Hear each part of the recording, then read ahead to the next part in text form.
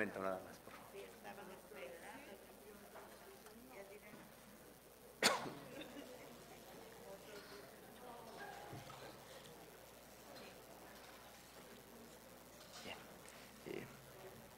Muy buenas tardes ya a todas y todos.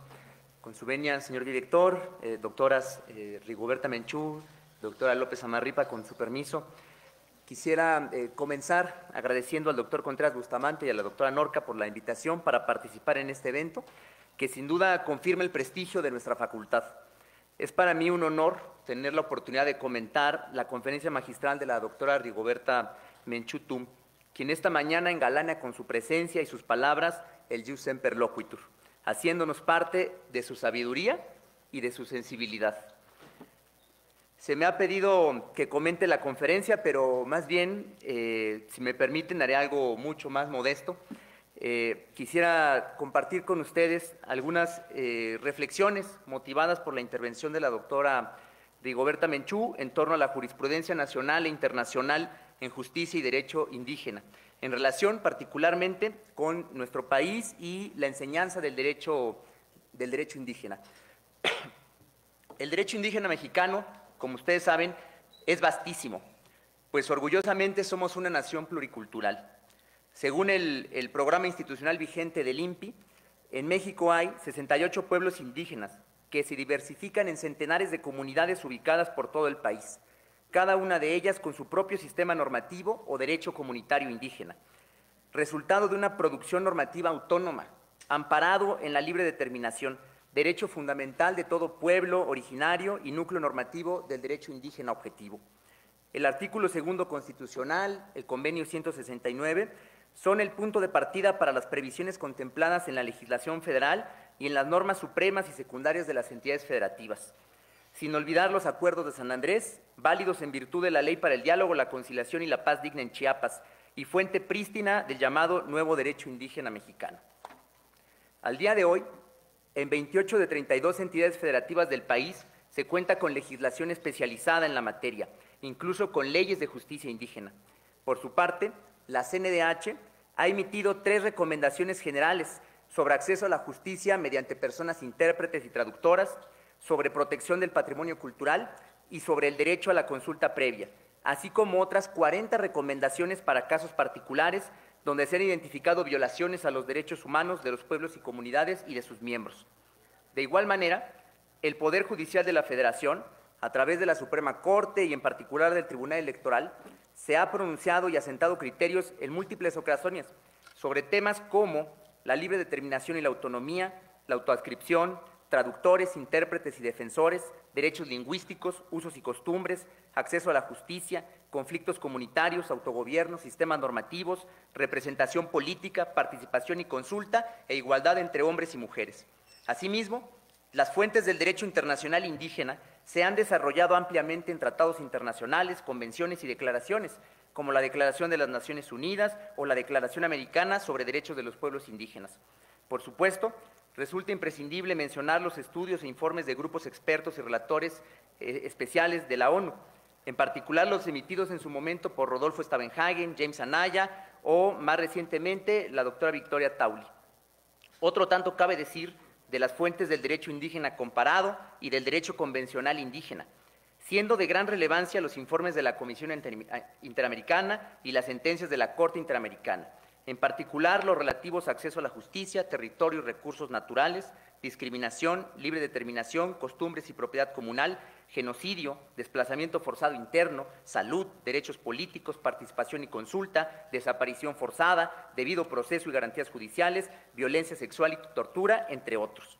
En especial, destaco ahora los casos que se han resuelto en contra de los estados de Guatemala y de México, que son varios, y algunos se han mencionado, así como en particular los casos de la comunidad Mayagna Sumo Aguas Tigni versus Nicaragua, que también ya nos hizo referencia la doctora Menchú, de la comunidad indígena Yagyeaxa versus Paraguay de 2005, que también se ha referido, del pueblo Saramaca versus Surinam de 2007 y del pueblo indígena Quichua de Sarayacu versus Ecuador de 2012, que han tenido gran eco en la experiencia judicial mexicana y la jurisprudencia nacional. Ahora bien, Frente a esta realidad tan compleja de lo que es el derecho indígena y que muchas veces no nos hemos percatado de ello, pues es necesario reconocer que los esfuerzos por posicionar en el ámbito académico y universitario los estudios sobre el amplio y complejo abanico de temas que abarca el derecho indígena, así como por desarrollar su estudio e investigación con miras a proponer soluciones y a atender los grandes problemas que aquejan a los pueblos originarios, así como a las comunidades afrodescendientes de México, han recorrido un largo camino en las instituciones de educación superior del país, aquí en la UNAM y también, por ejemplo, en el Consejo Nacional de Ciencia y Tecnología. Permítanme también a mí contar una anécdota.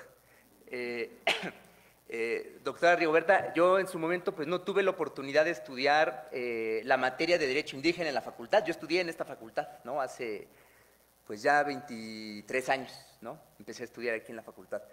Yo no pude cursar la materia aquí en la facultad porque era una materia que no aparecía, era optativa y no siempre aparecía como optativa. Incluso cuando había la materia, había alguien que la impartiera, pues muchas ocasiones los grupos se cerraban porque no había más de 5 estudiantes, ¿no? Inscritos y tenían que cerrar el grupo.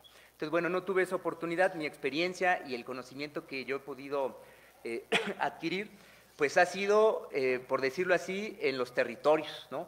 Litigando asuntos en materia indígena, conectados con temas agrarios, con temas ambientales, ¿no? Particularmente, pues asuntos en la península de Yucatán con pues compañeras y compañeros de comunidades mayas, ¿no? Y ahí, pues en alguna ocasión, uno de los compañeros de nombre Pedro Uc, un poeta maya pues muy conocido aquí en nuestro país, estábamos en una reunión conversando, ¿no? Sobre pues, la problemática, la estrategia, en fin, ¿no? ¿Qué es lo que teníamos que hacer? ¿Qué es lo que se tenía que hacer? Y él decía, bueno, nos dicen frecuentemente, yo escucho, decía Pedro, que los mayas desaparecieron, ¿no? Entonces vienen extranjeros, vienen investigadores y nos dicen eso, pues que la civilización maya desapareció, ¿no? Y aquí, como decía la doctora Rigoberta, pues lo que hay son ruinas, ¿no? De la civilización maya.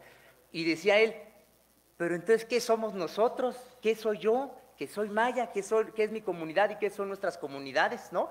Que somos el pueblo maya y aquí estamos. ¿Cómo que desaparecimos y aquí estamos, ¿no? Y además, pues seguramente lo saben ustedes, pues una lengua, el maya, que está viva y se habla en las comunidades, ¿no?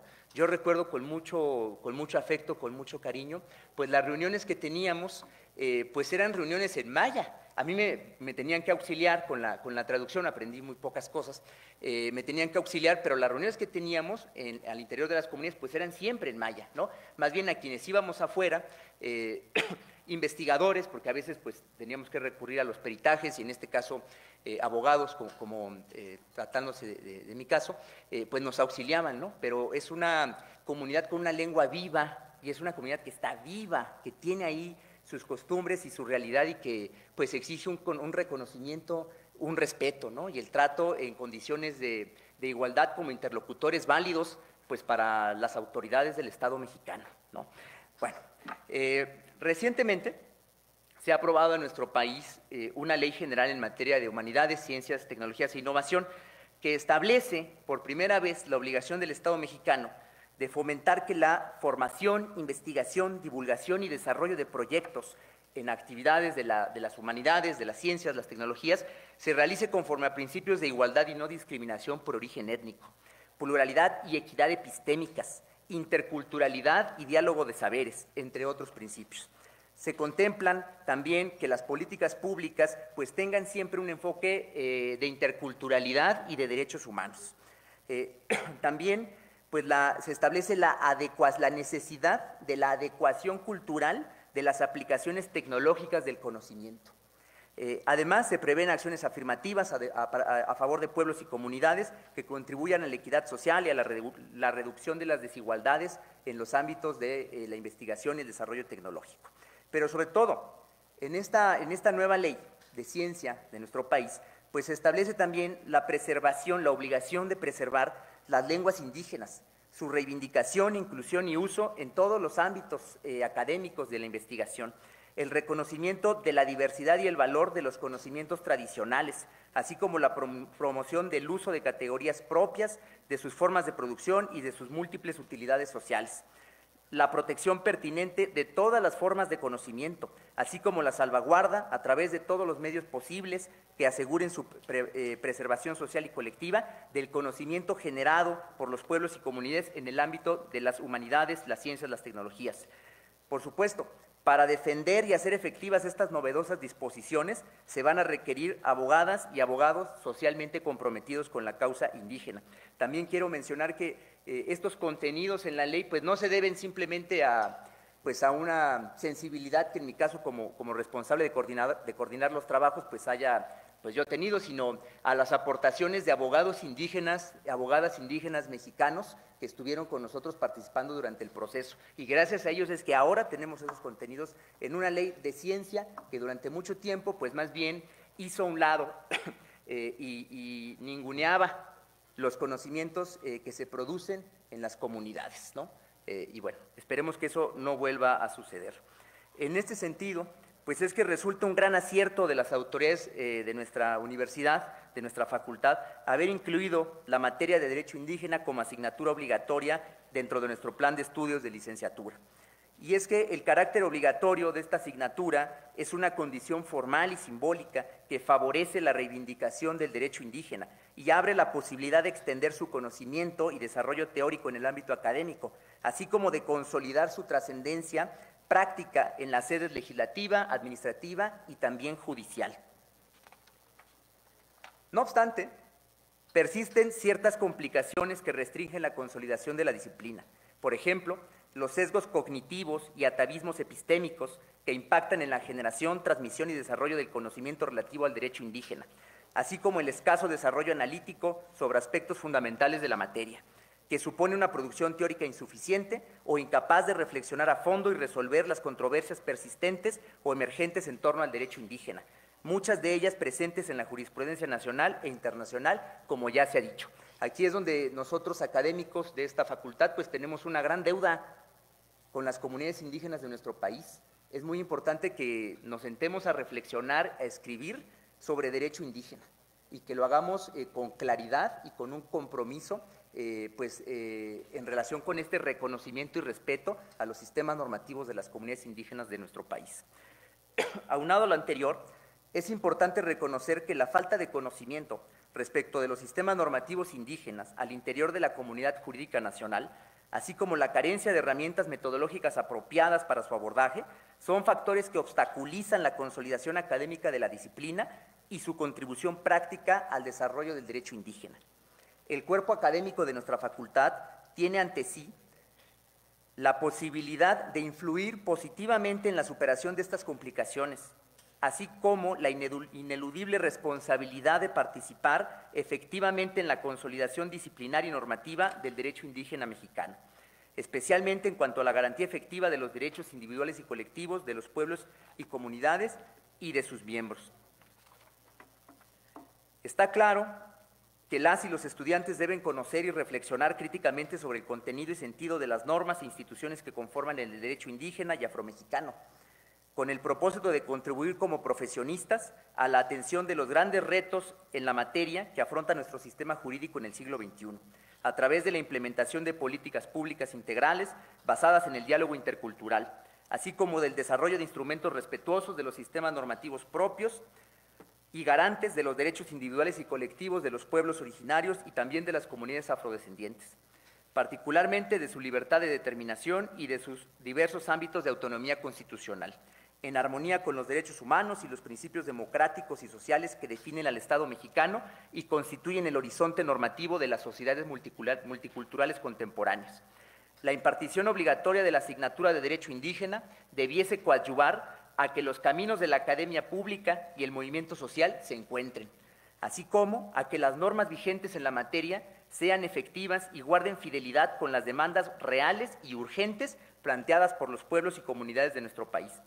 Me parece que la presencia de la doctora Rigoberta Menchú el día de hoy en nuestra facultad apunta precisamente a este fin y por ello contribuye a superar las complicaciones a las que me he referido. Muchas gracias.